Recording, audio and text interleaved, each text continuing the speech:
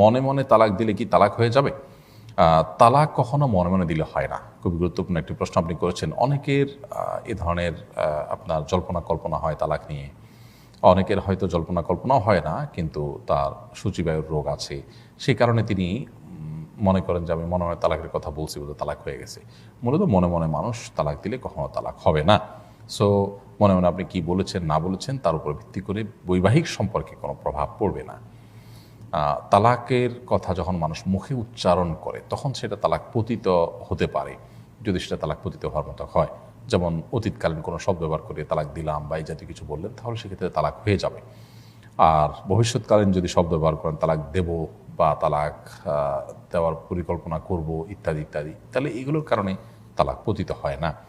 তালাকের বিষয়টা অত্যন্ত স্পর্শকাতর হওয়ার কারণে এই বিষয়ে স্পেসিফিক কোনো ফতোয়া যদি দরকার হয়, স্পেসিফিক কোনো ঘটনার ভিত্তিতে যদি তালাকের মাসালা জানা